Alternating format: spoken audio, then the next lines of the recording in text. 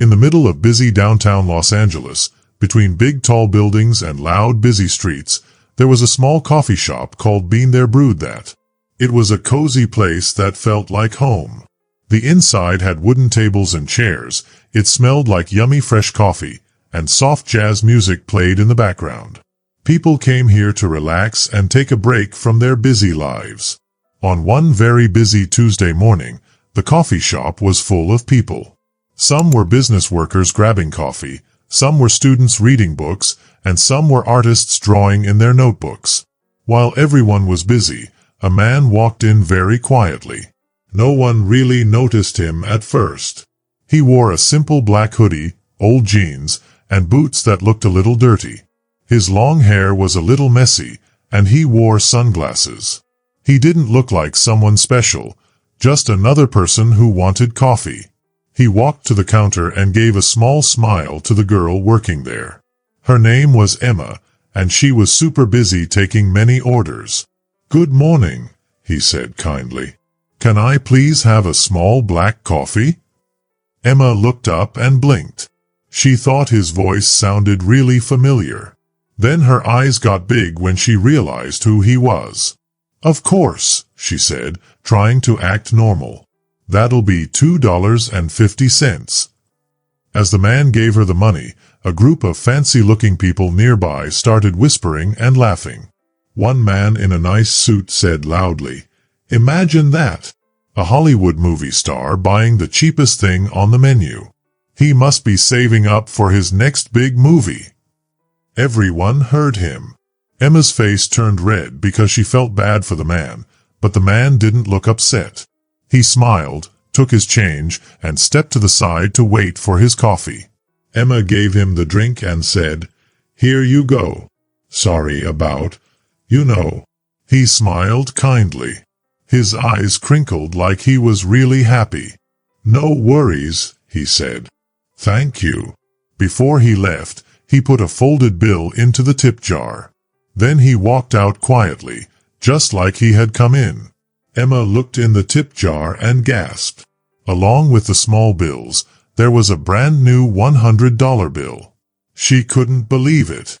Soon, everyone in the shop started talking about it. The group who laughed at him were now very quiet. They felt bad and surprised. Emma felt a lump in her throat. It wasn't just the money that touched her heart, it was how kind and humble he had been. By the afternoon, people online were talking about it too. The little coffee shop became super popular. Everyone wanted to visit the place where the kind actor had come. But for the people who were there, what they remembered most was not the fame.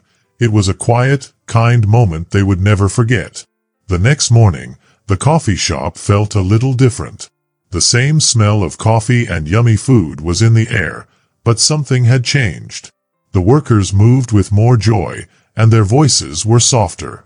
Regular customers smiled at each other more. It was like everyone shared a sweet secret. Emma came to work 15 minutes early. That never happened. She was always right on time, but not today. She had thought about the man all night. She remembered the way he smiled, how he didn't get mad when people laughed, and how he left such a big tip without saying anything. She knew who he was now. The internet had figured it out by that evening. Keanu Reeves had been the man who came in. News websites had stories about it. Keanu Reeves leaves a kind tip at an LA coffee shop. Staff amazed. Some people even took pictures of him walking out in his hoodie. But Emma wasn't thinking about his fame. She was thinking about how gentle and real he had been. Emma had served many famous people before. Some were nice, some were rude, some left tips. But none were like Keanu. He didn't try to impress anyone. He just was himself. And that made Emma feel something deep inside her heart. Around lunchtime, her manager Mira, a funny and kind woman, called Emma to the back room. "Hey," Mira said, holding up her phone. "Look at this email we got last night." Emma leaned over to read. The email was short but strong. It said, "To the manager and team at Been There Brewed That, Thank you for your kindness.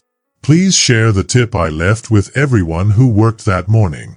And no, it wasn't about the coffee. It was about remembering that good things still happen in quiet places. Be well. K. Emma read it 3 times. Then she looked up and whispered, "He remembered." Mira smiled. He remembered everything. Even the man in the suit. That man, the one who laughed, was named Adam Lancaster. He sold houses and was known for being funny and charming. But after he saw his words on the news and on TikTok, with people laughing at him, he didn't feel so charming anymore. Even his daughter texted him and said, "Is this who you want to be?" That question hit him hard. 2 days later, Adam came back to the coffee shop. This time, he didn't wear a fancy suit. He ordered a small coffee, just like Keanu had. When Emma called his name, he came to the counter and said, "I owe you all an apology." Emma tilted her head. "We're not the ones you made fun of." "I know," he said. "But I did it in front of you. I made this place feel mean, even just for a minute." She didn't answer right away. Then she pointed at the tip jar and said, "You can always add something good back in." Adam took out his wallet, gave her his card, and said, "Use this to pay for the next 100 customers. 1 drink each. It doesn't fix everything, but maybe it helps." Emma blinked. "Are you serious?" "Dead serious," he said. "And tell Keanu, if he ever comes back, the coffee's on me." That same day, a mom named Rachel walked into the cafe with her little girl, Amelia, who was 5 years old. Rachel had read about the story online and felt like she had to visit. She wasn't rich, and she didn't usually go to coffee shops. But something about the kindness in the story touched her. She bought hot cocoa for Amelia and chamomile tea for herself. They sat by the window. Rachel watched her daughter draw hearts and suns on the foggy glass. And for the first time in years, Rachel felt something warm in her heart. She pulled out her phone and started writing. It was a story. She called it The Table by the Window. She hadn't written anything since college, but now she remembered what it felt like to have a voice. Over the next week, the coffee shop got over 300 letters and emails. Some were from customers. Some were from people far away. One came from a teacher in Ohio. He read the story to his class and started a kindness day each week. Another was from a nurse in Texas who started giving out $5 coffee gift cards near her hospital. A quiet movement began. No name, no big plan, just people being kind. All because one man bought a small coffee and gave a big tip. No post, no pictures, no bragging. Just kindness, like a soft wind that you can't see, but can feel. It had been 10 days since Keanu Reeves walked into the little cafe and left his gentle gift. The news had died down, but something beautiful was still growing. By the 3rd week, the cafe became more than just a place for coffee. People came to feel something special. Some left big tips. Others left sweet notes, on napkins, receipts, and little folded papers placed in a jar labeled Stories Shared. The shop felt softer.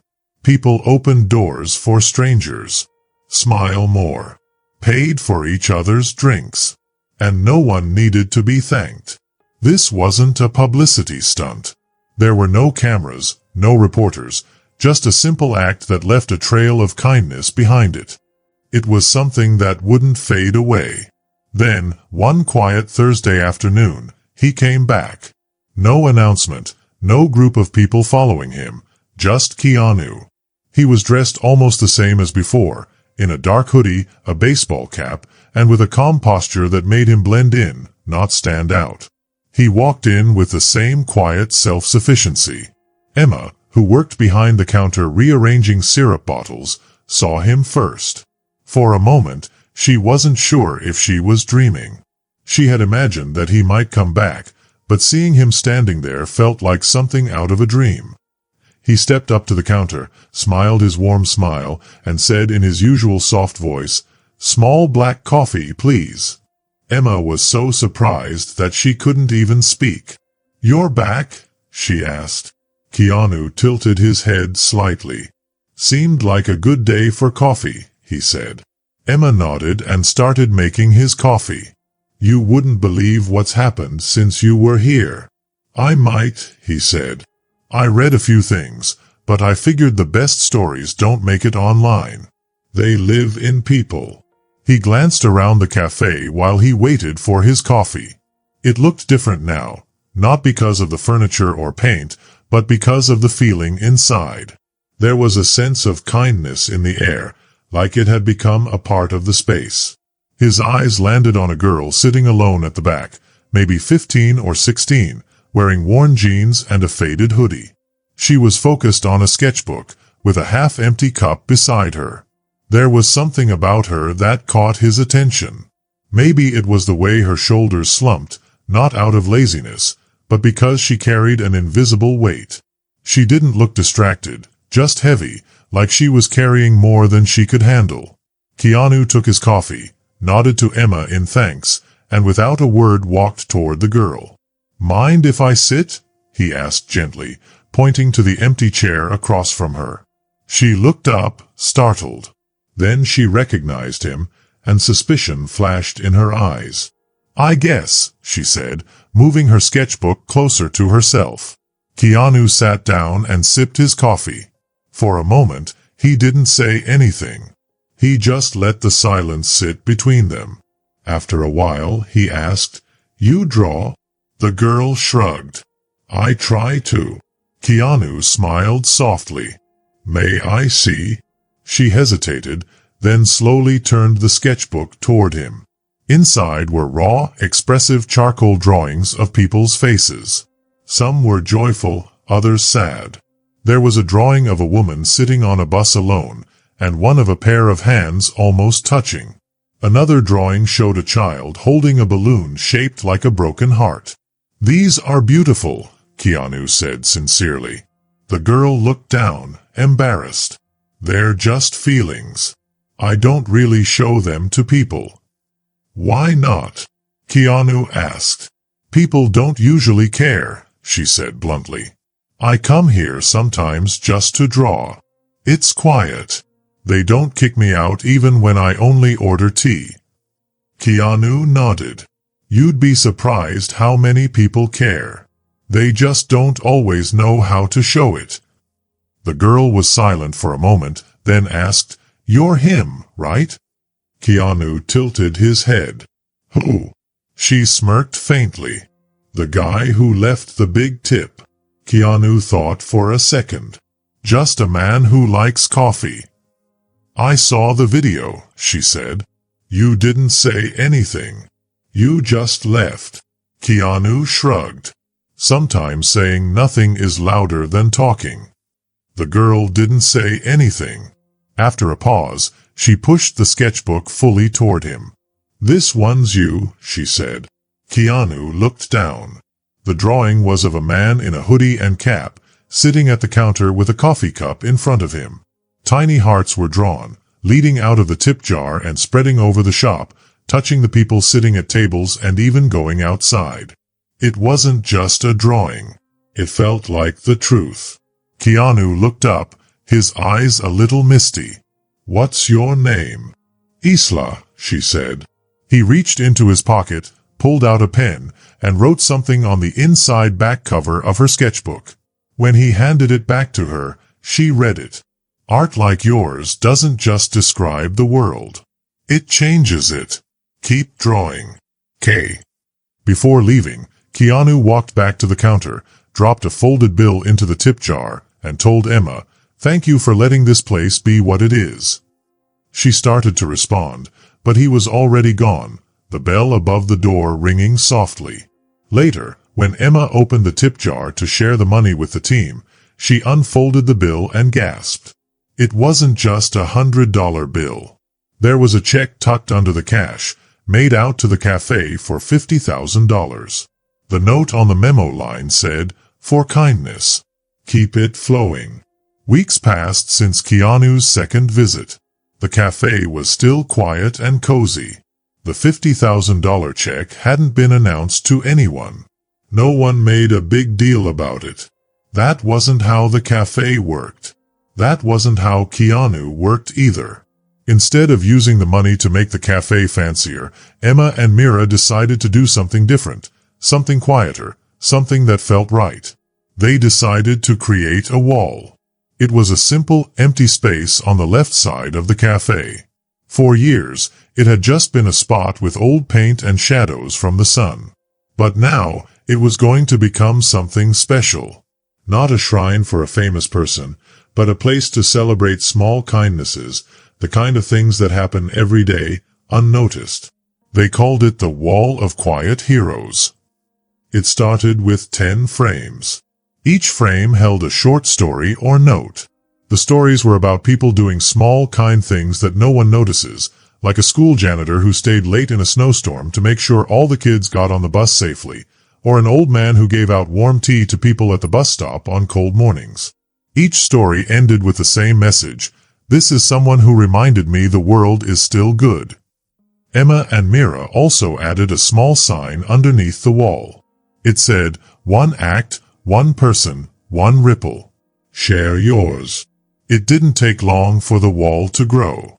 More and more stories were added, and the cafe began to change.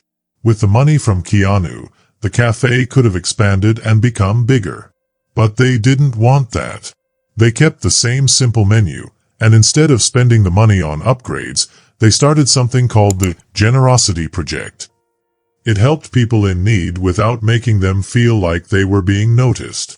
They offered pay-it-forward drink vouchers and started a scholarship fund for local artists and students. They also worked with a charity to give free coffee to teachers, social workers, and emergency responders. None of these things were announced with big signs or photos. They did it quietly because that's how real generosity works. It's consistent, invisible, and deeply human. Mira, who had once been strict and sharp, began to change too. She smiled more, listened longer, and took the time to get to know the customers, even the quiet ones. One day Emma teased her, "You've gone soft." "No," Mira said, pausing as she stirred oat milk into a drink. "I've gone awake." Meanwhile, Isla kept coming back. She always brought her sketchbook and spent hours drawing, sipping her chamomile tea.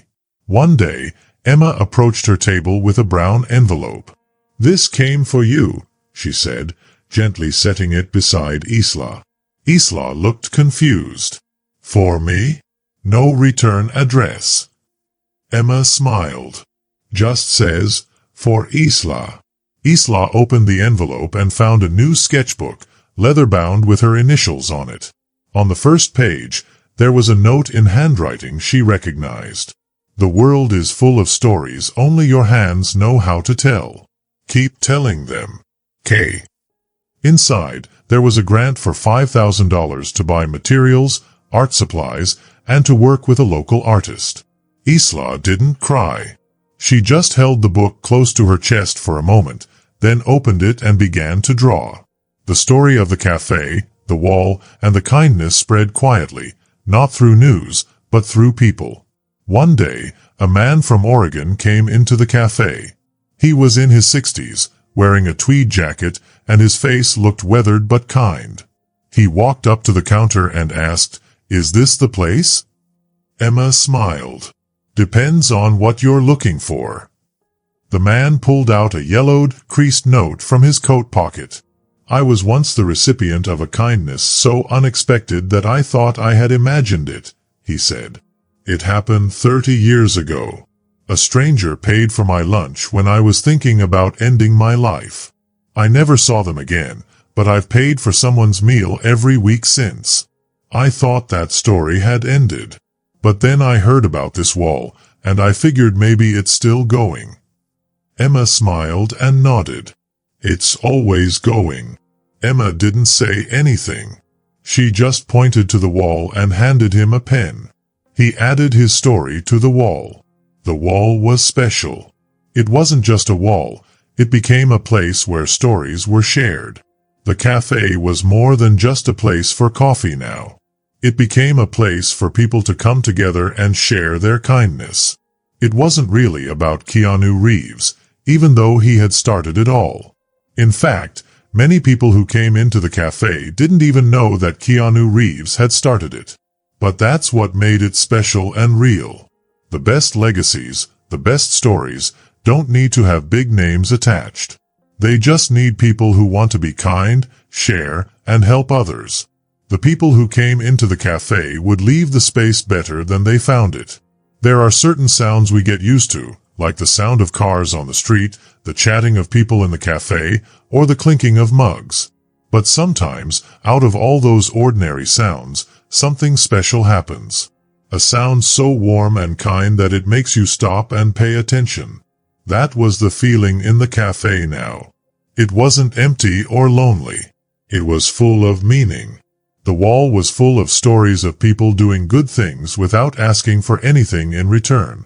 Those stories were important, and they made the cafe feel alive with kindness. It had been 3 months since Keanu's second visit to the cafe. He had left a huge donation of $50,000, which helped change the cafe, but it didn't change the heart of the cafe. The wall had grown, now covering 3 full walls. Each frame on the wall had a story. Stories of kindness, redemption, and love that no one ever asked to be seen. Emma, who had once seen the cafe just as a job, now arrived early every day. She didn't come for work, but to stand in front of the wall, looking at each story and feeling the meaning of the words. Every story she read taught her something about life that no school textbook could teach. Mira, who had always been tough and a little bossy, had changed too. She still had her sharp way of talking, but now there was a gentleness to her. She cared for the wall like it was something precious. She cleaned the glass frames carefully, keeping a drawer full of new stories that people had written, waiting for space on the wall. Then, one morning, something surprising happened. A voice on the radio shared a story. It wasn't a big news story. It was part of a slow-paced morning show on a local station. The host asked people to call in and share stories about times when strangers had changed their lives. Many people called in, telling stories about good things strangers had done, like helping change tires or returning lost wallets. But then, one caller from East LA shared something different. "Hi," she said. "I want to tell you about a place, not an event, a place where strangers change each other's lives." The host was curious. "Tell us about it," he said. The caller explained, "It's a coffee shop, nothing fancy. You might not even notice it, but they have a wall. A wall filled with the names and stories of people who do good things without telling anyone. It started with an actor named Keanu Reeves. He came in, bought a cheap coffee, left a big tip, and then donated a lot of money. But he never wanted attention. He didn't even leave his name. He just did something kind." The host wanted to know more. "And then what happened?" the caller continued. "Well, the cafe turned into something special. People started leaving their own stories. They'd pay for someone else's coffee, leave notes for strangers, or just sit and read the wall. I started going there just to sit and read. It's unlike anything I've ever seen. It feels like Mira is there." The host paused and said, "That sounds like a place we should all visit." The caller added, "They don't advertise it, and that's what makes it real." After the call, the radio station posted the story on their website, and it spread quickly. In less than a day, it had been shared over 400,000 times. The story of the cafe was turning into a wave of kindness. Journalists started showing up at the cafe, but they came quietly. They didn't bring cameras or big attention. They came as customers, ordered coffee, and just watched and listened. Some even left notes of their own. A few of them later said they came looking for a big story, but they left with something more personal, something that reminded them of why they became journalists in the first place. One writer, a columnist for a big newspaper, wrote a special article about the cafe. She called it Where Kindness is Caffeinated. In the article, she said, no one gave me a quote. No one pitched a story. They just handed me a cup of coffee and showed me a wall. I took my time, and I cried. I remembered what the world can be when no one is trying to make it all about them. The article reached millions of people, but still, nothing changed at the cafe. Mira told her team, if cameras ever show up, we'll close the doors. This place wasn't made for attention. It was made for hearts. Then something even more touching happened. A little girl named Sophie, who was 7 years old and couldn't speak because of a condition called selective mutism, came into the cafe with her mom, Clara. Sophie had been coming to the cafe for weeks, sitting quietly by the window, drawing pictures while her mom read. One day, Sophie noticed the wall, and she stood in front of it for 20 minutes, reading each story. Afterward, she went back to her seat, took out a crayon and a small notepad, and started writing. She wrote for almost an hour, filling the pages with a story. When she was done, she folded the papers, walked silently up to Emma, and handed them to her with both hands. Emma was confused but also touched. She opened the papers, and inside was a story. It was about a boy in her class who had given her a pencil when hers broke. He smiled at her without asking why she couldn't speak. Sophie wanted to say thank you, but she didn't know how, so she drew it instead. She ended the story by saying, I hope this can go on the wall so he can feel thankful. Emma cried that night, not in front of Sophie but afterward, overwhelmed by how powerful silent gratitude can be when it's finally expressed. Sophie's story went up on the wall, framed with the others. It was story number 117. And Keanu Reeves, through all of it, the attention, the stories, the viral shares, never said a word. He never publicly acknowledged any of it. Not once did he give interviews, share stories, or tweet about anything. He didn't ask for donations or tell anyone his name. But every once in a while, an envelope would show up. It didn't have a return address, and the writing on it was always by hand. Inside, there was always a note like, for repairs, for supplies, or for stories, and there was always a check inside. What people remembered wasn't fame or even the story of the man who kept helping. It was the way the place made people feel in their hearts. It was a simple coffee shop, yes, with old floors and tables that had been stained by hundreds of conversations. But there was something else about it, something special in the walls, something different about the way the sunlight came through the windows now. It was like the light knew something had changed in the room, like it was softer here. Emma once joked with Mira that if the cafe were a person, it would be the type who remembers your birthday but doesn't make a big deal about it. Now, she realized it wasn't just a joke, it was true. The cafe did remember people. Not just their names or orders, but their stories, their quiet moments, and the little things they left behind, like notes, napkins, or donations. Even though the cafe had grown, it had also become deeper. It didn't grow out, but instead, it grew into the community's heart. Since there was no more space inside, the team added a mural on the outside of the building, painting floating picture frames onto the brick wall. Each frame was shaped like a coffee cup, with steam rising from it and twisting into lines of writing. Words people had shared, sometimes just a few words, sometimes more. One frame said, "She didn't know I was watching, but she sat with my grandmother for 3 hours that day." Another said, "He gave me the jacket off his back. He didn't even ask my name." No one ever defaced the mural. Even graffiti artists left it alone because everyone in the city knew this wall wasn't just decoration. It was a mirror. A girl named Isla had been drawing in the cafe for a long time.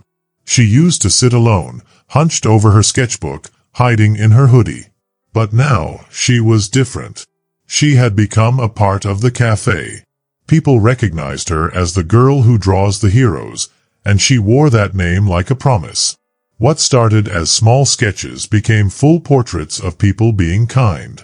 She drew things like an old man giving an umbrella to a stranger, or a mom helping another mom with groceries, or a teenager standing next to a friend who was crying.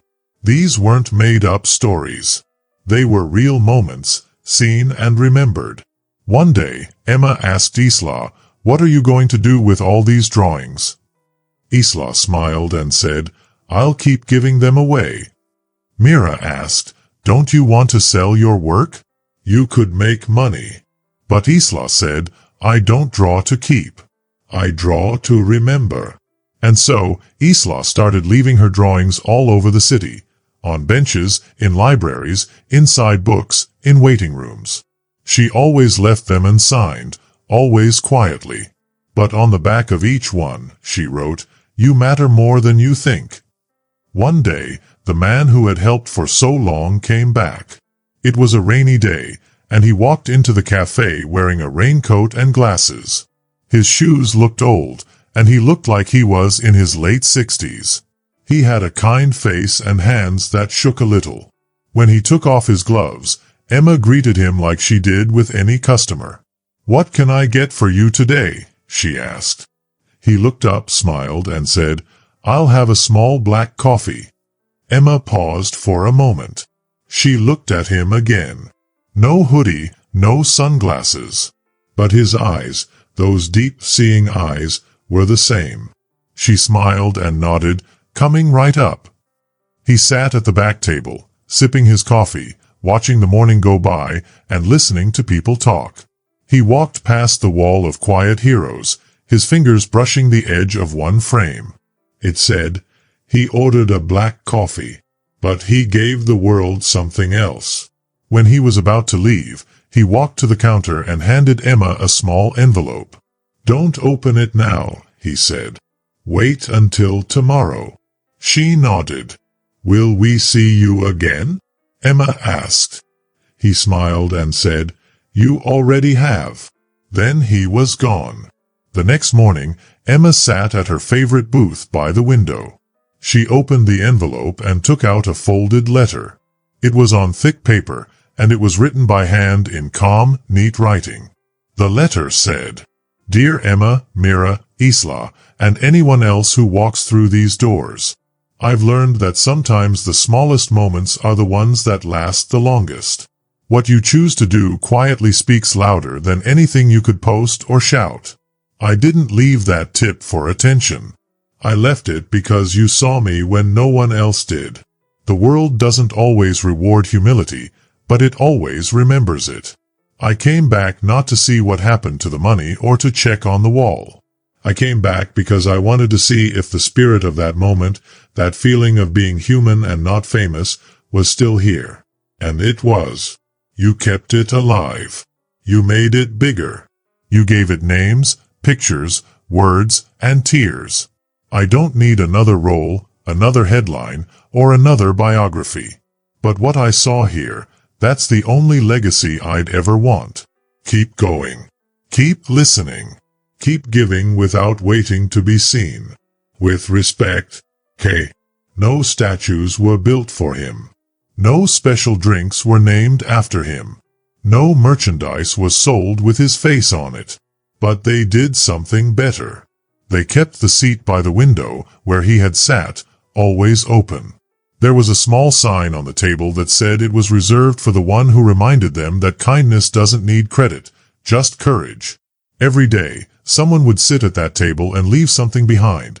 A drawing, a letter, a $5 bill folded under a napkin, or just their presence. The point was never about the man. It was about what he left behind. If you liked this story, I'd love to hear your thoughts. Leave a comment below and let me know what you think. And don't forget to subscribe for more thrilling adventures, mysteries, and unforgettable moments. Your support keeps these stories alive and the creativity flowing. Thanks for watching. I can't wait to see you in the next video.